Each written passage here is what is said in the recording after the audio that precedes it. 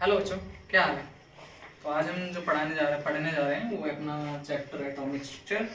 और ये class 9th के लिए है और इसे 9th और 10th वाले बच्चे दोनों पढ़ सकते हैं। ये अपना चैप्टर बहुत इंपॉर्टेंट होता है केमिस्ट्री के पॉइंट ऑफ व्यू से, और ये चैप्टर आपको हेल्प करता है 9th 10th as well as 11th and 12th में। तो हम इसको ध्यान से देखेंगे और ध्यान से समझेंगे ताकि हमें आगे इन फ्यूचर केमिस्ट्री में कोई दिक्कत परेशानी ना आए। तो शुरू कर एटॉमिक स्ट्रक्चर से। तो अगर मैं एटॉमिक स्ट्रक्चर की बात करूँ तो सबसे पहले मुझे पता होना चाहिए कि एटम क्या होता है। अगर मैं बात करूँ एटम की, तो एटम वो पार्टिकल है जो सबसे छोटा हिस्सा होता है जिसको और तोड़ा नहीं जा सकता, इसलिए इसको बोलते हैं इनडिविजिबल पार्टिकल, इंडिस्ट्रक्टेबल भी बोल सकते हैं आप। और इसके साथ एक छोटी मिनी डेफिनेशन के साथ हम शुरुआत करते हैं, can't divided further. What is mean by can't divide further? इसका मतलब होता है कि आप इसको और तोड़ नहीं सकते। अगर आप इसे और तोड़ नहीं सकते देन ये थिंकिंग कहां से आती है? तो आप देखोगे कि जो अपना atom, A mode which describe atomic structure are called atomic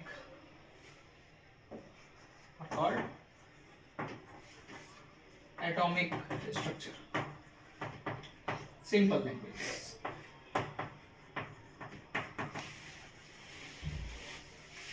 अब हमें और क्या चाहिए होगा? तो सबसे पहला जो मॉडल दिया गया वो मॉडल दिया गया आपका जे थॉमसन के द्वारा, जिसको बोलते हैं अपन watermelon model. Watermelon model. In some books it is denoted by watermelon method, and many books also included with plum pudding model. Plum pudding. In European countries, plum is a cake in which many type of cherries are put in on the surface of cake. Watermelon सब जानते हैं अपन क्या होता है। अपना तरबूज है, तरबूज के अंदर क्या बोला है इन्होंने बोला कि तरबूज के अंदर जो काले काले हिस्से हैं, जैसे एक मान लो ये कटा हुआ तरबूज है और इसके अंदर जो काले काले हिस्से हैं ये अपने इलेक्ट्रॉन्स बोलते हैं इन्होंने, जो कि नेगेटिवली चार्ज पार्टिकल्स थे। इलेक्ट्रॉन्स के नाम से जाना गया इनको, जो कि नेगेटिवली चार्ज पार्टिकल्स थे। और बाकी का हिस्सा जो ये रेड वाला हिस्सा होता है, जस्ट लाइक अपना रेड हिस्सा, ये रेड कलर वाला जो हिस्सा होता है, रेड पार्ट, इसको इन्होंने बोला कि ये पॉजिटिवली चार्ज पार्टिकल्स है। अच्छा, जैसे ही थिंकिंग सामने आती है लोगों ने इसके ऊपर सवाल उठाना शुरू कर दिए। जैसे लाइक मान लो आप एक साइंटिस्ट हो तो आपके साथ भी बहुत सारे साइंटिस्ट दोस्त भी होते हैं। अगर आप कुछ अच्छा करते हो तो उसके साथ आपको हर चीज़ पे खरा उतरना पड़ता है। जैसे लाइक मैं परफेक्ट हूँ और मेरी जो थ्योरी दी गई है परफेक्ट होनी चाहिए, क्योंकि आने वाले समय में ये दुनिया को दिखाने वाले थे। लेकिन जैसा कि पहले ही नॉलेज में आ चुका था कि नेगेटिव और पॉजिटिव पार्टिकल्स आपस में क्या करते हैं, अट्रैक्ट करते हैं एक दूसरे को। अट्रैक्शन होता है दोनों के बीच में, और जब अट्रैक्शन होगा तो ये पॉसिबल ही नहीं है कि दोनों एक ही साथ रह सकें एक पार्ट के अंदर। और जब ये बात सामने आई तो समझ में आता है कि जस्ट लाइक इसको और ब्रॉड करने की जरूरत है, इससे काम नहीं चलेगा, क्योंकि ये डिस्ट्रक्ट होना चाहिए जब एक साथ की पॉजिटिव और नेगेटिव दोनों अवेलेबल है। फिर हम आगे बढ़ते हैं। इस मॉडल से पहले की बातों पे थोड़ा सा गौर करेंगे। चलिए, आई होप कि आप लोगों ने ये सब देख लिया हो। मैं इसे मिटा देता हूँ और हम थोड़ा सा और फर्दर आगे बढ़ते हैं। तो देखिए हमारे पास और क्या है। तो सबसे पहले एक एक्सपेरिमेंट किया गया। What is type of experiment? वो एक्सपेरिमेंट रहा कैथोड रे एक्सपेरिमेंट। थोड़ा सा आप जाके पढ़ा लो, थोड़ा ध्यान देना। Cathode ray experiment.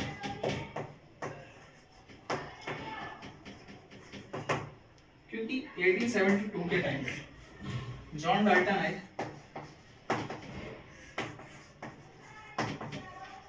John Dalton ने अपना एक काम किया। उन्होंने क्या कहा, उन्होंने एटम के बारे में और अच्छे से बताया कि एटम इंडिविजिबल है, एटम से मिलके ही सारे पार्टिकल्स बने होते हैं, एटम पार्टिकलों का हिस्सा होता है और ये सिंपल रेशियो में रहते हैं और इसको और तोड़ा नहीं जा सकता। वहीं से इस भाग दौड़ की शुरुआत हुई और लोगों ने एटम के अंदर चीज़ों का पता करना शुरू किया। वहीं उसी दौरान कैथोड रे एक्सपेरिमेंट के नाम से एक एक्सपेरिमेंट परफॉर्म किया गया। क्या एक्सपेरिमेंट था वो? एक डिस्चार्ज ट्यूब ली गई जिसमें यहाँ पे एक बोर किया गया और ये को तो ये अपना आप इसको बोल सकते हो कैथोड, और ये अपना सर्किट कंप्लीट करते हुए एक बैटरी अटैच कर दी हमने इसके साथ, यहाँ लगा दिया एनोड। ओके, देन हमने यहाँ पे थोड़ी सी जिंक सल्फाइड ZnS, इसको अलग अलग लैंग्वेज में अलग अलग बुक्स में, वैसे तो एक्चुअली में जिंक सल्फाइड है,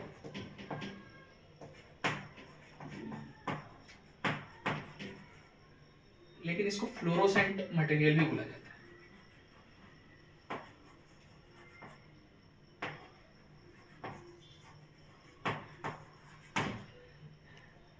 इसको पेंट कर देते हैं। जैसे फ्लोरोसेंट मटेरियल के साथ इसको पेंट करते हैं, इसका काम क्या होता है? हम यहाँ से जैसे ही प्लग को ऑन करते हैं, इसलिए कुंजी लगा दिया आपने और इसको प्लग को ऑन करते हो की को, ये सर्किट कंप्लीट होता है और सर्किट कंप्लीट होते के साथ यहाँ से कुछ पार्टिकल्स यहाँ से जाने और यहाँ पे भरा क्या है? यहाँ पे हाइड्रोजन गैस भरी H2S। हम देखते हैं, एक्चुअली में उस समय वो भी नहीं देख पा रहे थे, लेकिन उसके इफेक्ट को नोटिस कर लेते हैं। यहाँ पे कुछ स्पार्क देखने को मिलते हैं।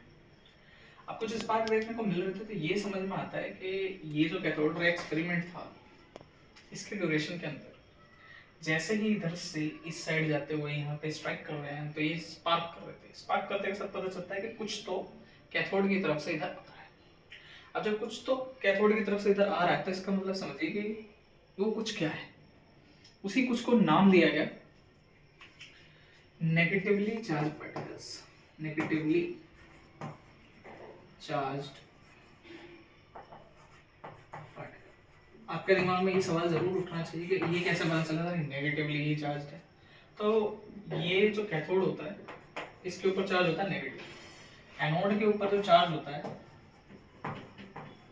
वो होता है पॉजिटिव। तो जो पॉजिटिव से नेगेटिव से पॉजिटिव की ओर बढ़े वो क्या होगा? ऑब्वियसली नेगेटिव ही होगा। तो नेगेटिवली चार्ज पार्टिकल्स था, इसलिए यहाँ पे हम कुछ रिजल्ट्स को लिखेंगे कि ये नेगेटिवली चार्ज पार्टिकल्स है।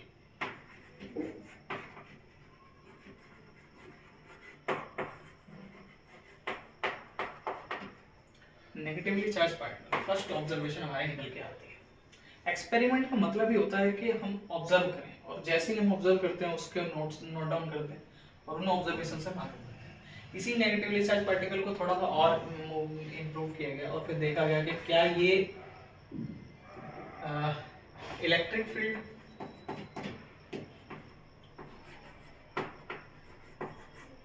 And magnetic field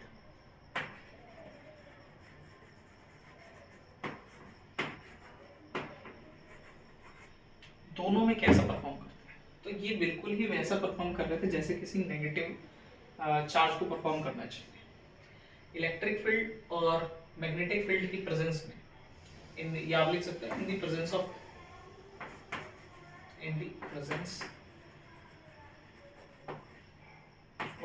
electric and magnetic field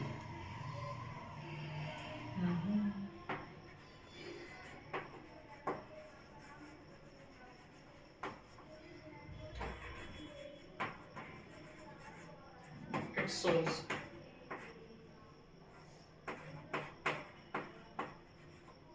the nature of negatively charged particles.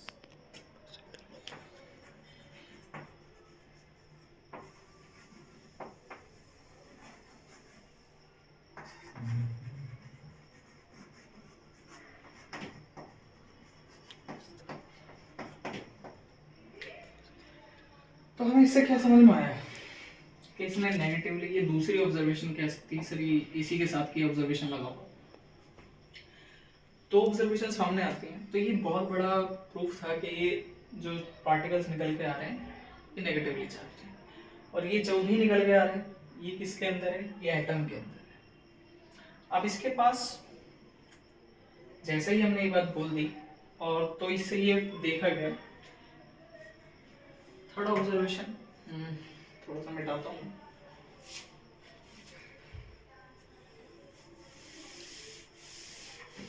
Third observation की ओर जाते हैं। थर्ड ऑब्जर्वेशन रही, it does not depends on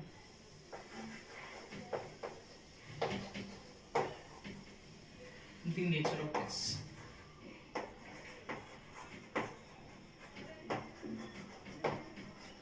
Gas percent. It does not depends on the nature of gas percent.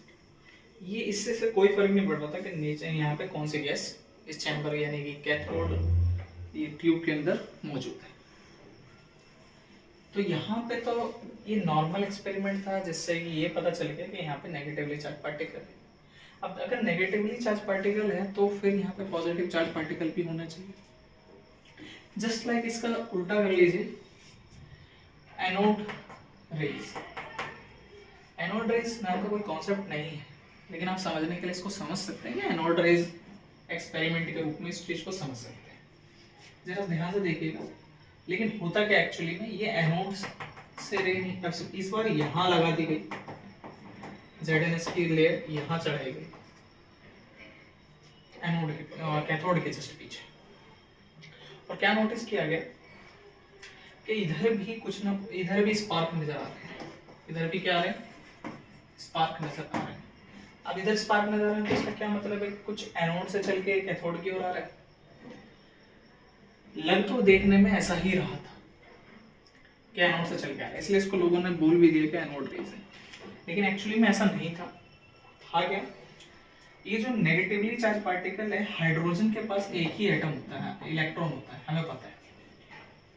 Hydrogen के पास जैसे एक ही होता है, तो जैसे जब यहाँ से नेगेटिव चार्ज या इधर की साइड जा रहे होते हैं, ये नेगेटिव नेगेटिव नेगेटिव नेगेटिव इधर से जा रहे हैं, तो हाइड्रोजन गैस के पार्टिकल्स को ये ब्रोक कर देते हैं H+ आयंस में। किसमें? H+ आयंस में। H+ आयंस में ब्रोक कर देते हैं। अब ये जो H+ आयंस है ये पॉजिटिव है, तो ये टूवर्ड्स नेगेटिव मूव करना शुरू कर देते हैं, और ये नेगेटिव वाले टूवर्ड्स पॉजिटिव मूव करना शुरू कर देते हैं। तो एक्चुअली में H+ आयंस किधर की साइड जाते हुए दिख रहे हैं, कैथोड रेस की तरफ। अब जब इधर कैथोड रेस की तरफ जाते हुए दिख रहे हैं, तो हम कह सकते हैं कि ये क्या थे, एक्चुअली में ये H+ आयंस थे, ना कि एनोड की तरफ से आने वाला कुछ थे। H+ आयंस पॉजिटिवली चार्ज थे, और हमने देख लिया कि भाई ये स्पार्क बॉम्ब पैदा कर रहा है। तो बस थोड़ा सा ऑब्जर्वेशन में चेंज आएगा, और ये चेंज होगा थर्ड पॉइंट का, जो कि बोलेंगे it depends on the nature of gas.